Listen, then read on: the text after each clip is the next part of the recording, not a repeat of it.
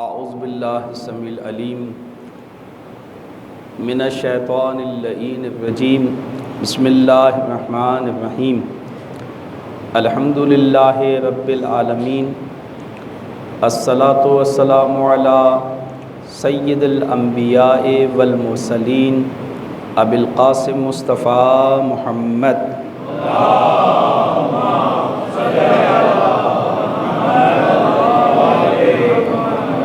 وعلی آلہ الطیبین الطاہرین المعصومین المنتجبین المنتخبین لا سیما لبقیۃ اللہ فی الارضین وحجتہ علی العالمین اما بعد فقال اللہ سبحانہ وتعالی فی کتاب الحکیم بسم اللہ الرحمن الرحیم یا ایہا الذین آمنوا اذا جاءکم فاسق بنبع فتبینوا صلوات پڑھیں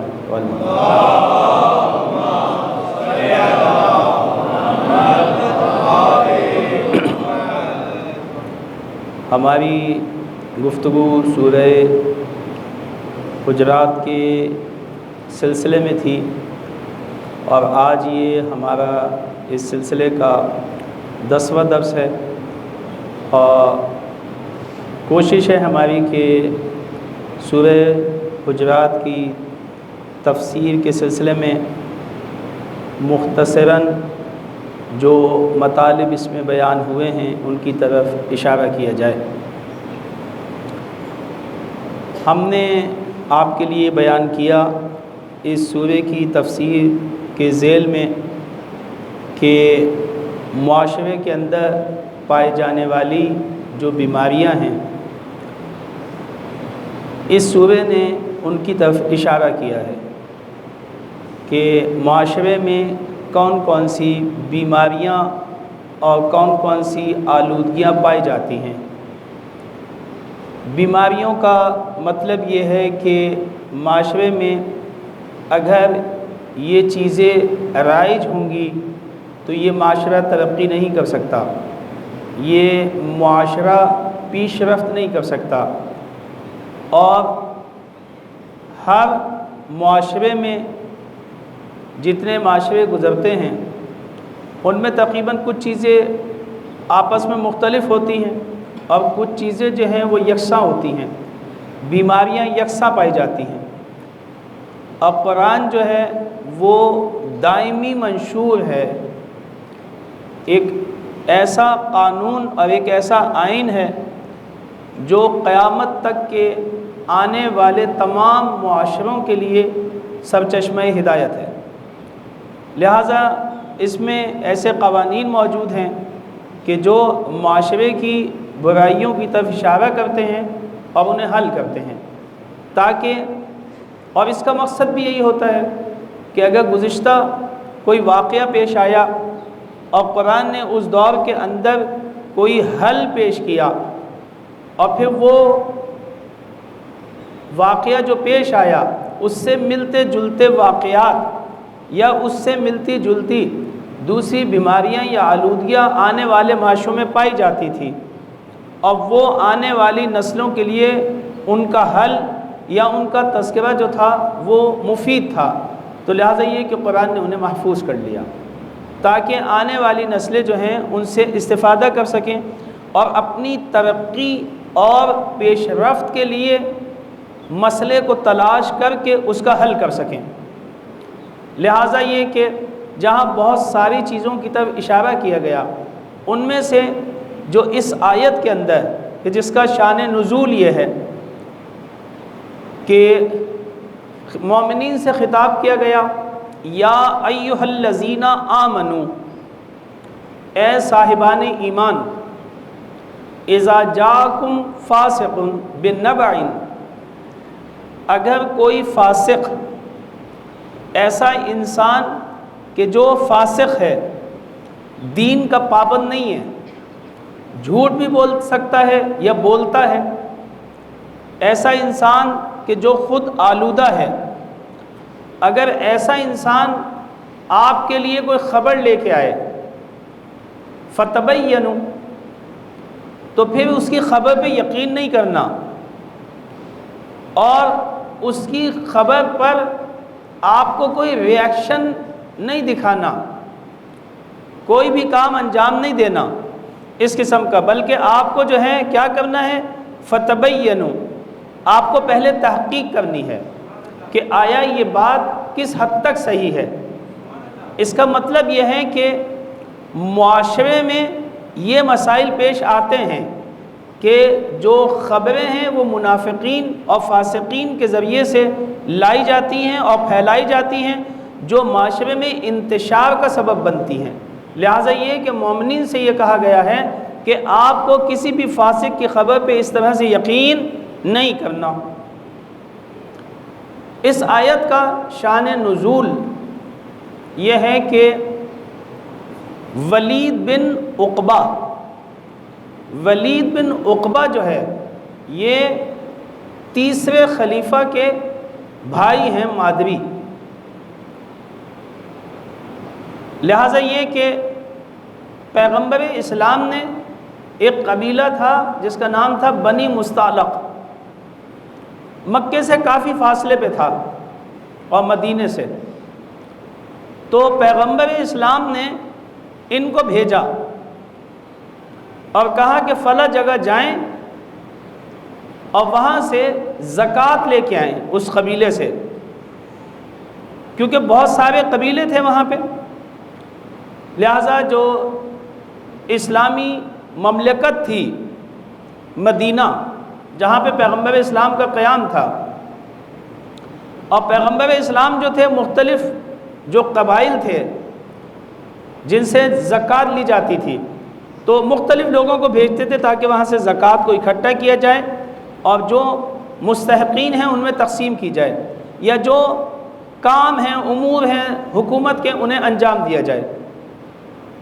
لہٰذا یہ کہ ولید بن عقبہ کو پیغمبر نے بھیجا اور کہا کہ جائیں اور وہاں سے زکوٰۃ لے کے آئیں۔ بنی مستعلق ایک قبیلہ تھا وہاں پہ۔ یہ صاحب گئے اور جانے کے بعد کیونکہ ان کا جو ماضی تھا وہ کلیئر نہیں تھا، بعض دفعہ جو ہے کام جو ہے پیغمبر اسلام کا جو عمل ہے کوئی بھی وہ حکمت سے خالی نہیں ہوتا۔ پیغمبر بعض دفعہ اگر کسی کو علم دیتے ہیں تو اس کا مطلب یہ نہیں ہوتا کہ وہ علمدار ہو، بلکہ یہ بتانے کے لیے علم دیتے ہیں کہ اس میں علم اٹھانے کی اہلیت ہی نہیں ہے۔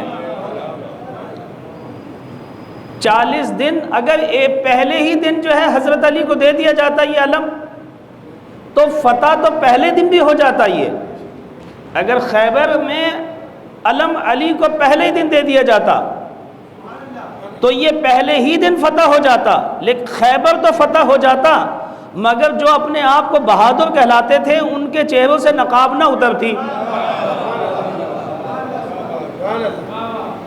اور جن کے عقد جو تھے اس دور میں بھی علم کو دیکھنے سے ٹوٹ رہے تھے، تو یہ پتہ نہ چلتا کہ یہ بھی علم کے لیے تڑپتے رہے ہیں اور انہوں نے بھی علم اٹھایا ہے۔ اب یہ الگ بات ہے کہ ان سے اٹھ نہ سکا اور وہ اٹھانے کے بعد علمدار بن گئے، اور حقیقی علم پیغمبر نے علی کو دیا، اور یہ بھی بتایا کہ تاریخ کے جو اپنے آپ کو سورما کہلاتے تھے، سورما یعنی مرد میدان، جن کی تلواریں کبھی نیام میں جاتی نہیں تھیں، ہمیشہ ان کی تلواریں باہر ہی نکلی رہتی تھی اور اپنے آپ کو بہادر ہی کہلواتے رہتے تھے، تو پیغمبر نے یہ جملہ کہہ کے کہ لَأُوتِيَنَّ رَایَةً غَدًا رَجُلًا کَرَّارًا غیر فرار، لوگوں کے چہروں سے نقاب ہٹا دی کہ اس سے پہلے جتنے بھی لوگوں کو علم ملا نہ وہ مرد تھے نہ وہ کرار تھے،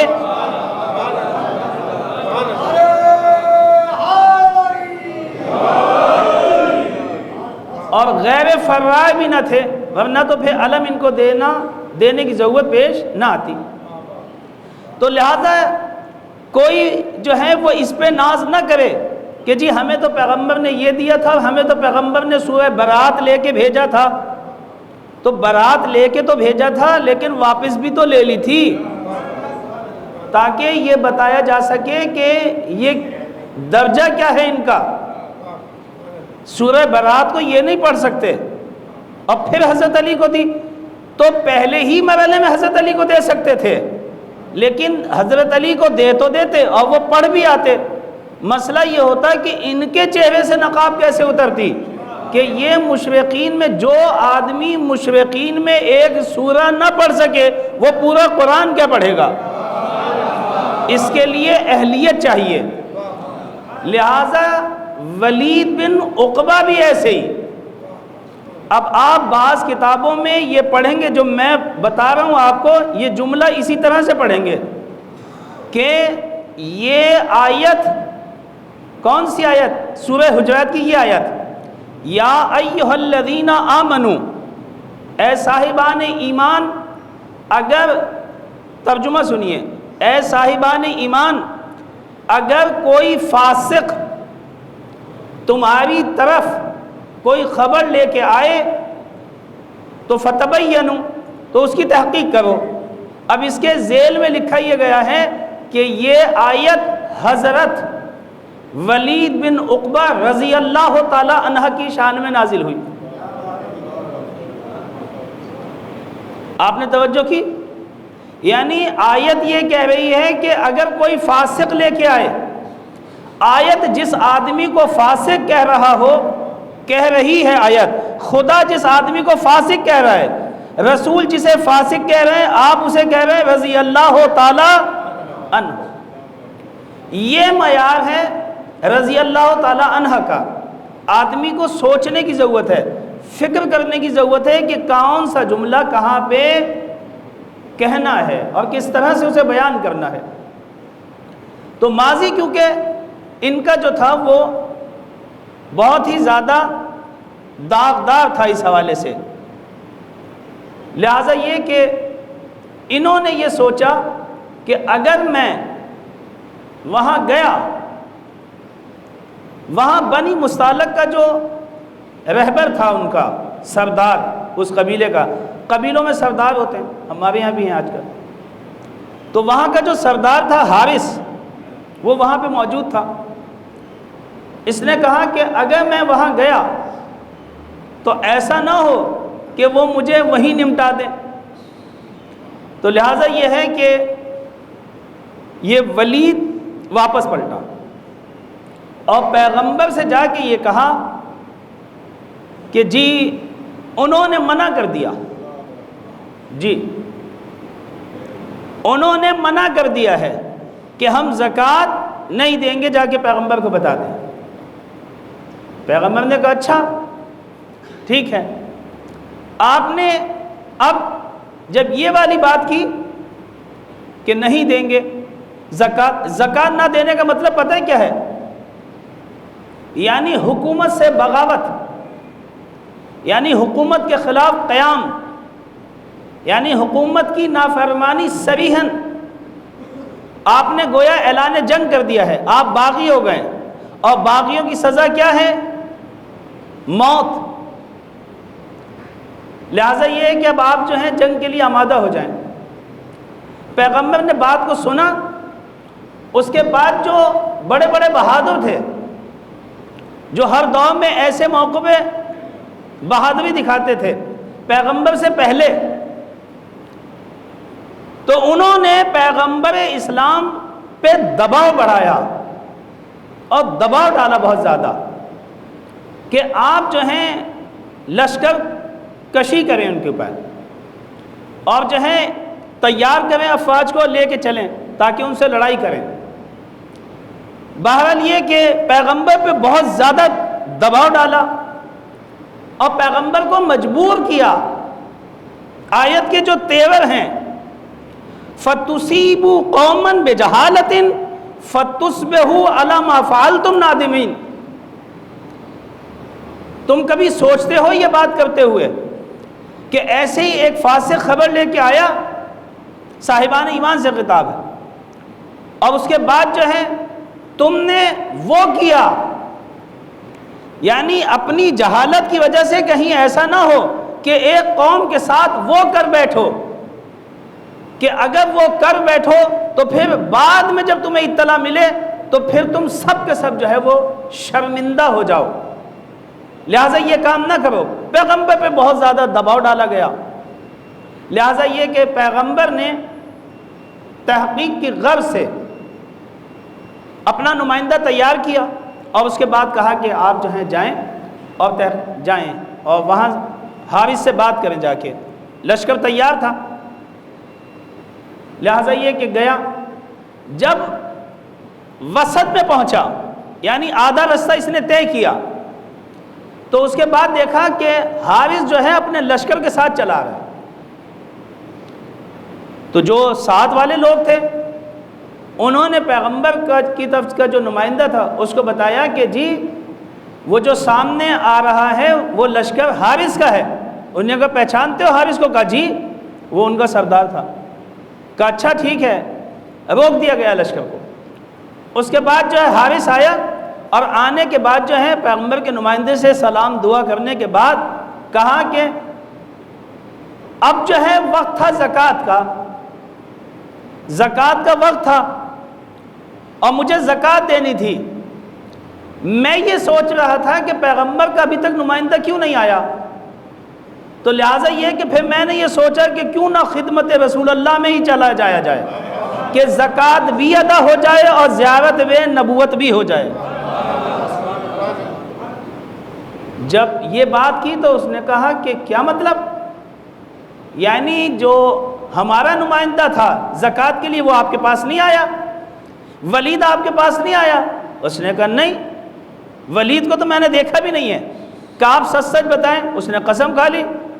اس نے کہا نہ میں نے اسے دیکھا ہے، نہ اس نے مجھے دیکھا ہے، نہ مجھے پتہ ہے۔ رسول اللہ کی خدمت میں گئے اور رسول اللہ کو جا کے یہ سارا ماجرا جو ہے وہ بتایا کہ میرے پاس جو ہے نہ ولید آیا اور نہ میں نے اسے دیکھا ہے، نہ اس نے ایسی کوئی بات کی ہے، بلکہ میں تو خود پریشان ہو رہا تھا کہ وقت زکوٰۃ ہے، لازم بات ہے ضرورت ہوگی، حکومت کو ضرورت ہوتی ہے مختلف مسائل کے لیے، ایسا نہ ہو کہ نبی اکرم پریشانی سے دو چار ہو جائیں، لہٰذا میں خود اٹھ کے چلا آیا اور میں اسی لیے آیا ہوں آپ کی خدمت میں۔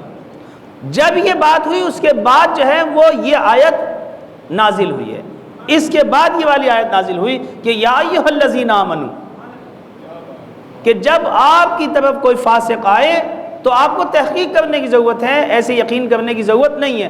اگر پیغمبر ان کے کہنے پر جنگ چھیڑ دیتے تو پھر کتنے لوگ قتل ہوتے، کتنے لوگ مارے جاتے، چاہے وہاں کے مارے جاتے یا یہاں کے مارے جاتے، نقصان ہوتا۔ اور اس نقصان کا جو ذمہ دار ہے وہ کون ہوتا؟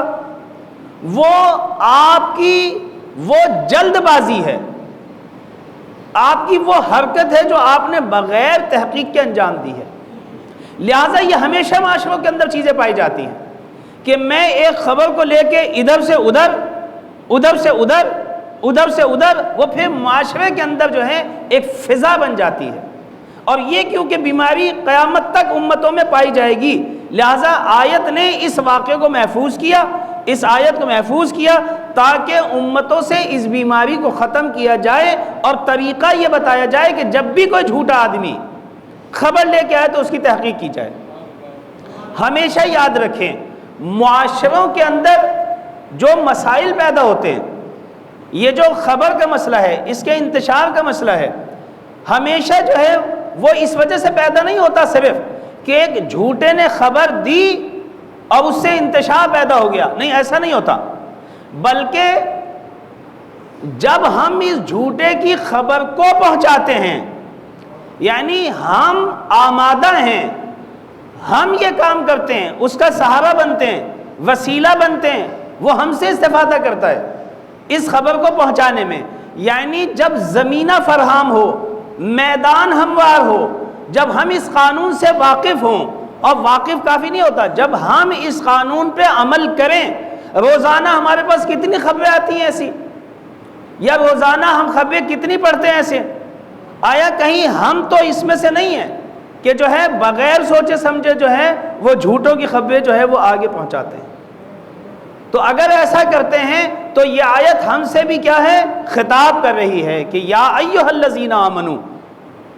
اور جو ہے اگر ہم نے بھی وہی کام کیا جو وہ ملت کر رہی تھی تو پھر ہمارا بھی حشر وہی ہوگا جو اس ملت کا ہوا تھا. اگر وہ ملت پیغمبر کی موجودگی میں ہونے کے باوجود بھی قرآن نے ان لوگوں پر کہ جنہوں نے پیغمبر کی بات کو نہیں سنا، جنہوں نے پیغمبر کی بات پہ عمل نہیں کیا، اور قرآن نے ان سے تنفر کیا ہے، نفرت کی ہے، تو پھر ہمارے درمیان تو پیغمبر بھی نہیں ہے، ہمارے درمیان تو رحمت للعالمین بھی نہیں ہے، ہمارے درمیان تو اللہ کا وہ نبی نہیں ہے. تو اگر ہم یہ کام کریں گے تو پھر ہم تنفر الہی سے محفوظ نہیں رہ سکتے. لہٰذا یہ ہے کہ ہمیں آمادہ نہیں ہونا چاہیے، ہمیں تحقیق کرنی چاہیے. اگر ہم تحقیق کر لیتے کسی بھی دور کے اندر تو پھر ہادیان برحق کے ساتھ جو اتنے مسائل پیش آئے ہیں وہ کسی بھی صورت کے اندر جو ہے وہ پیش نہ آتے، اور ہمیں اور ملت اسلامیہ کو جو ہے وہ ہر دور کے اندر جو ہے بہترین ہادیان جو ہے وہ مل سکتے تھے. ایک یہ بات. دوسری بات یہ کہ قرآن نے کہا فَتُصِيبُوا قَوْمًا بِجَهَالَةٍ، آپ ایک قوم کے ساتھ ایسا کر بیٹھیں. آپ نے اس خبر کو جب بڑھایا آگے تو آپ کو پتہ ہے کہ اس صاحب کی عزت چلی گئی. آپ نے خبر کو ایسے ہی پہنچا دیا کہ فلاں صاحب جو ہے پکڑے گئے ہیں بالفرض. آپ نے یہ خبر آگے پہنچا دی. پہلے تحقیق تو کر لیں کہ وہ پکڑے بھی گئے ہیں اس میں یا نہیں پکڑے گئے. آپ نے بغیر تحقیق کے ہوئے یہ خبر پہنچا دی. وہ تو جب شام کو پتہ چلے کہ نہیں ایسی تو کوئی بات نہیں تھی، میں تو اپنے گھر تھا، وہ تو آپ کو پتہ چلا. پھر یہ خبر آپ سب جگہ پہنچا سکتے ہیں، جہاں جہاں وہ خبر پہنچائی آپ نے، فیس بک کے ذریعے سے یا اور کسی گروپ کے ذریعے سے وہ خبر جو پہلے پہنچا دی آپ نے کہ جی وہ پکڑے گئے اس کے اندر، یا وہ اس طرح سے تھے اس عمل کے اندر، تو کتنے مسائل پیدا ہو سکتے ہیں. ایک مومن کی حرمت چلی گئی صرف ہماری ایک چھوٹی سی غلطی سے، اور وہ غلطی یہ تھی کہ ہم نے تحقیق نہیں کی. اور ایک مومن کی حرمت پتہ ہے کیا ہے؟ امام معصوم علیہ السلام یہ فرماتے ہیں کہ ایک مومن کی حرمت کعبے کی حرمت سے زیادہ ہے. یعنی کعبے سے زیادہ ایک مومن کی حرمت ہے. ایک مومن کی حرمت کو اللہ اس طرح سے دیکھتا ہے. مومن کا جو دل ہوتا ہے، مومن کا جو قلب ہوتا ہے، اللہ نے اسے عرش الہی قرار دیا. لہذا یہ کہ اس طرح سے نہیں کرنا چاہیے کہ جو ہے اگر ہم کسی مومن کے بارے میں کوئی خبر پڑھیں تو جو ہے اسی طرح سے جو ہے وہ چلا دیا جائے. خدا نہ خواستہ اس کے کردار سے متعلق ہو، خدا نہ خواستہ اس کی فکر سے متعلق ہو کہ یہ تو اس قسم کا عقیدہ رکھتے ہیں. یہی وجہ ہے معاشرے کے اندر آپ یقین کیجئے کہ بہت سارے لوگوں کی بچیاں گھروں میں بیٹھی رہ گئیں اور ان کے رشتے نہیں ہوئے. کیوں؟ اس لیے کہ اب ان کے گھر کوئی رشتہ نہیں لے کے جاتا، کیونکہ وہ معاشرے کے اندر بدنام ہو گئے کہ ان کی فکر ایسی ہے، یہ غالی ہیں، وہ مقصر ہیں، وہ فلاں ہیں، وہ حضرت علی کے بارے میں ان کے یہ خیالات ہیں، آیت اللہ خامنائی کے بارے میں ان کے یہ خیالات ہیں، فلاں صاحب کے بارے میں یہ خیالات ہیں، ان کا دین اس طرح سے ہے، ان کی رائے اس طرح سے ہے. اب ان کی بچیاں اگر گھروں میں بیٹھی رہیں، اگر ان کے گھریلو مسائل شروع ہو جائیں، اگر ان کے میاں بیوی کے آپس کے مسائل شروع ہو جائیں، ہماری ایک چھوٹی سی بات سے، ہماری ایک چھوٹی سی خبر سے، اور معاشرے میں یہ بات منتشر ہو جائے، تو پھر یہ گناہ کس کے سب ہوگا کہ ان بچیوں نے ساری زندگی اسی طرح سے گزار دی اور کوئی رشتہ نہ آیا اور ان کے سر کے بال سفید ہو گئے، یا لوگوں نے ان سے ملنا جلنا چھوڑ دیا اور وہ تنہائی کا شکار ہو گئے اور وہ ڈپریشن کا شکار ہو گئے، اور اسی حالت میں انہوں نے خودکشی کر لی اور اس دنیا سے چلے گئے. تو اس کو کون ان بیماریوں کو اور ان آلودیوں کو ختم کرے گا؟ جبکہ قرآن نے ہمیں ہر قدم بقدم جو ہے وہ بتایا ہے. اب اگر ہم یہ کہیں کہ ہمیں پتہ نہیں تھا، تو پتہ کیوں نہیں تھا؟ قرآن تو آپ کے درمیان میں تھا. یہ تو صبح سے جو شروع ہوتے ہیں، یعنی ماہ مبارک رمضان میں پورے میں ہم نے جو ہے ایک سپارہ ختم، دوسرا ختم، تیسرا ختم، پورے قرآن ختم ہو گئے 30 سال میں، لیکن 30 پیغام بھی قرآن سے نہیں لیے. تو کیا یہ قرآن جو ہے وہ تلاوت کے لیے آیا تھا کہ رمضان شروع ہو ماہ مبارک اور ہم اس کی تلاوت شروع کر دیں؟ یہ تو ہدایت کے لیے آیا تھا۔ اگر ہم نے اس سے پیغام لے لیا اور پیغام پہ عمل کیا تو اس کا مطلب یہ ہے کہ آپ کا پورا وجود جو ہے وہ قرآن کی تلاوت کر رہا ہے۔ قرآن کی تلاوت صرف یہ نہیں ہے کہ اسے پڑھا جائے، بلکہ قرآن کے اوپر عمل کرنا سب سے بڑی تلاوت ہے۔ ہم ابھی تک یہی سمجھتے ہیں کہ قرآن کی تلاوت یعنی کیا؟ یعنی ہم شروع ہو جائیں بسم اللہ الرحمن، اس کا مطلب یہ نہیں ہے کہ یہ نہ پڑھیں، اس کا مطلب یہ نہیں ہے کہ اس کا ثواب نہیں ہے، اس کا مطلب یہ نہیں ہے کہ اسے پڑھنا نہیں چاہیے، لیکن کہنے کا مقصد یہ ہے کہ اسے پڑھ کر، اس کی تلاوت کر کے ایک سپارہ روزانہ ختم کر کے یہ نہ سمجھیں کہ فرض ادا ہو گیا، بلکہ یہ سمجھیں کہ فرض تو اب شروع ہوا ہے۔ تلاوت قرآن در حقیقت یہ ہے، پیغمبر پہ جو ہے ملت اسلامیہ جب بھی کوئی اس قسم کے معاشرتی مسائل ہوں، رہبر کو آزاد چھوڑیں، رہبر کو بات کرنے دیں، رہبر ڈیسیجن لے، آپ اس پہ دباؤ لے کے نہ آئیں کہ ہم 15 افراد ایک طرف ہو گئے، رہبر اکیلا ہے۔ آپ 15 افراد کی رائے ایک ہو گئی ہے، آپ 50 کی رائے ایک ہو گئی ہے، آپ 100 کی رائے ایک ہو گئی ہے۔ قرآن کہتا ہے فَتُصِيبُوا قَوْمًا بِجَهَالَةٍ، تمہاری جہالت قوموں کو مار دے گی۔ رہبر کو دباؤ میں نہ لے کے آئیں، تمہاری وجہ سے یہ مسائل کھڑے ہو گئے تھے کہ تم نے رہبروں کو ہمیشہ دباؤ میں رکھا۔ آپ دیکھیں حضرت علی علیہ السلام جو ہے صفین میں کیوں حضرت علی علیہ السلام کو جو ہے اپنے اس کو جو ہے واپس لینا پڑا؟ کیونکہ قوم کا دباؤ اتنا شدید تھا، مالک اشتر کو واپس پلٹانا پڑا، ورنہ تو کام تمام ہو گیا تھا۔ اور مالک اشتر کہہ رہے تھے مولا سے مجھے ایک لہجے کی اجازت دیں تو معاویہ کا کام تمام ہو جائے گا، لیکن قوم نے اتنا دباؤ دیا۔ آپ لیڈر پہ اتنا دباؤ دیتے ہیں، یہ سمجھ میں نہیں آتا کہ آپ لیڈر ہیں، آپ رہبر ہیں یا وہ رہبر ہیں۔ یعنی آپ رہبروں کو اپنی رائے پہ چلانا چاہتے ہیں، رہبر آپ کی اور میری رائے کے اوپر عمل کریں کہ اگر میری رائے کے مطابق عمل ہوا پھر تو آپ انہیں رہبر مانتے ہیں، اور اگر میری رائے کے مطابق رہبر نے کسی کے ساتھ الحاق نہ کیا تو پھر وہ رہبر نہیں ہے، کیونکہ میں جس کے ساتھ الحاق کیا ہوا تھا رہبر اس کے ساتھ الحاق نہیں کر رہے، میں جس سے جدا ہونا چاہ رہا تھا رہبر اس سے جدا نہیں ہوئے۔ توجہ کیا آپ نے؟ رہبر کو دباؤ میں نہ لائیں، رہبر کو آزاد رکھیں۔ یہ معاشرے کی برائیاں ہر دور کے اندر، اور ہم نے عرض کیا کہ اسے بہت اچھی طرح سمجھا جا سکتا ہے۔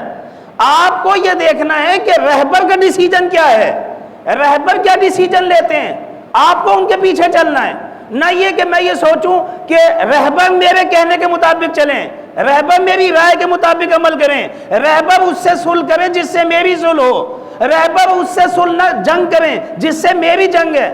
یہ غلط نظریہ ہے معاشرے کا، یہ وہ آلودگی ہے جس نے حضرت علی کو گھر بٹھا دیا تھا، یہ وہ معاشرے کی بیماری ہے جس نے امام حسن کو مجبور کیا تھا صلح کرنے کے اوپر۔ اچھا آپ ہی نے رہبر پہ دباؤ ڈالا، رہبر کو بٹھا دیا، پھر آپ ہی رہبر کے خلاف ہو گئے، آپ ہی نے حسن کو مجبور کیا، امام حسن کو مجبور کیا وہ صلح کریں، پھر اس کے بعد آپ ہی ان کے مخالف ہو گئے۔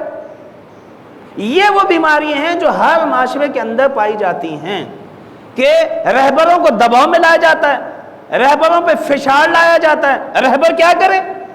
اس کے علاوہ چارہ نہیں ہوتا۔ اگر سارے لوگ کھڑے ہوتے تو پھر کیا مجبوری تھی کہ ائمہ سارے بیٹھے رہ گئے؟ ورنہ کوئی روک سکتا تھا؟ امام زین العابدین کی تلوار میں وہی طاقت تھی جو ذوالفقار میں علی کی طاقت تھی۔ آپ یقین کیجئے امام رضا کے دور میں بھی جب بادشاہ نے امام کے گھر پہ حملہ کرنا چاہا اور آپ کے گھر والوں کو شہید کرنا چاہا تو آپ نے پتہ ہے کیا جملہ فرمایا تھا کہ یاد رکھ تجھے اتنا سمجھ لینا چاہیے کہ وہ ذوالفقار جو علی کے ہاتھ میں تھی وہ ذوالفقار آج بھی میرے پاس موجود ہے۔ ہم یہ سب کر سکتے ہیں، ہم یہ سارے کام کر سکتے ہیں، لیکن مجبور ہو گئے ہیں امتوں کے ہاتھوں۔ جب امتیں ساتھ نہ دیں، جب امتیں حرکت نہ کریں، جب امتیں دباؤ میں لے کے آئیں تو پھر امام مجبور ہو جاتے ہیں۔ اور مولا نے یہ فرمایا تھا کہ چھٹے امام سے جب ہمیشہ ہی لوگ یہ کہتے تھے کہ آپ قیام کیوں نہیں کرتے، آپ قیام نہیں کرتے، آپ قیام نہیں کرتے، تو امام نے ایک ریوڑ کی طرف اشارہ کر کے کہا تھا کہ کاش اگر میرے پاس اتنے افراد بھی ہوتے تو جو ہے میں حسین ابن علی کی طرح قیام کرتا، حسین ابن علی کی طرح قیام کرتا۔ ہماری حرکت وہی ہے جو حسین ابن علی کی ہے، ہماری وہی ہے عزم ہے، ہمارے وہی ارادے ہیں ہمارے، ہمارا سب کا ہدف ایک ہے۔ پیغمبر کی حدیث نہیں سنی اولنا محمد اوسطنا محمد آخرنا محمد کلنا محمد، لیکن مشکل یہ ہے کہ افراد ہمارے پاس نہیں ہیں۔ حسین کے پاس 72 افراد تھے، ہمارے پاس اگر اتنے بھی ہوتے تو میں قیام کرتا۔ تاریخ نے لکھا جب ان کی تعداد گنی گئی تو 17 تھے، فرمایا 17 بھی ایسے نہیں ہیں کہ جو میرے ساتھ قیام کر سکتے۔ مجمع کو دیکھ کے اندازہ نہیں لگایا جا سکتا، دیکھنا یہ کہ اتنے کتنے لوگ ہیں کہ جو امام کہیں وہ اس پہ اپنی جان کو فدا کر دیں۔ ایسے کتنے لوگ ہیں؟ نہیں ہوتے لوگ، اور یہ ایک مشکل معاشرے کی ہوتی ہے۔ لہٰذا یہ کہ آیت کا جو پیغام ہے وہ یہ ہے کہ ایک تو یاد رکھیں ہمیشہ خبر کو ادھر سے ادھر نہ کریں۔ اگر کوئی خبر فاسق لے کے آئے پہلے تحقیق کریں، اگر تحقیق سے ثابت ہو جائے کہ یہ خبر سچی ہے تو پھر آپ جو ہیں خبر کو آگے بڑھا سکتے ہیں، ورنہ خبر کو آگے نہیں بڑھا سکتے۔ اگر خدا نخواستہ کوئی مسئلہ ہو گیا، کوئی قدم اٹھ گیا یا کوئی اٹھا لے، آپ نے نہیں اٹھایا کوئی اور اٹھا لے، تو پھر جو ہے وہ مسائل پیش آئیں گے اور جو بھی گناہ ہوگا پھر وہ آپ کے سر ہوگا۔ ایک تو یہ بات۔ دوسری بات یہ ہے کہ آپ آمادہ نہ ہوں، آپ میں اتنی طاقت ہونی چاہیے، اتنی معلومات ہونی چاہیے کہ کوئی فاسق آپ کو جھوٹی خبر نہ دے سکے۔ اسے معلوم ہو کہ جب میں خبر لے کے جاؤں گا تو یہ میری خبر کے اوپر یقین نہیں کریں گے، یعنی آپ کو اپنا وسیلہ اور ہتھیار قرار نہ دے۔ آپ کو ہتھیار نہیں بننا، آپ کو ان کا میدان نہیں بننا جس کے اوپر وہ اپنا گیم کھیلیں گے۔ آپ کو یہ کام نہیں کرنا۔ آیتیں ہمیں یہ بتا رہی ہیں وہ کون سی مشکل ہے جو معاشرے کی آیات نے حل نہ کی ہو، ان مسائل پہ ڈسکس نہ کی ہو آیات نے۔ اور تیسری بات یہ ہے کہ کبھی بھی رہبران کو دباؤ میں لانے کی ضرورت نہیں ہے، بلکہ ان کو آزاد کریں، اور جس طرح سے رہبر ڈیسیجن لیں، رہبر کسی کے بارے میں اپنی رائے دیں، تو تمہاری ذمہ داری یہ ہے کہ سب کے سب جو ہے اس کے اوپر عمل کریں اور ان کی اطاعت کریں۔ انشاءاللہ تعالی العزیز مزید جو ہے ہم اس آیت کے ذیل میں گفتگو کریں گے۔ دعا گو ہیں خداوند متعال سے کہ ہم سب کو قرآنی آیات سے استفادہ کرنے کی، ان آیات کو سمجھنے کی، ان کا مطالعہ کرنے کی اور ان پہ عمل کرنے کی توفیق عطا فرمائے۔ وآخر دعوانا ان الحمد للہ رب العالمین۔ اللہم صلی علی محمد وآل محمد وعجل فرجہ۔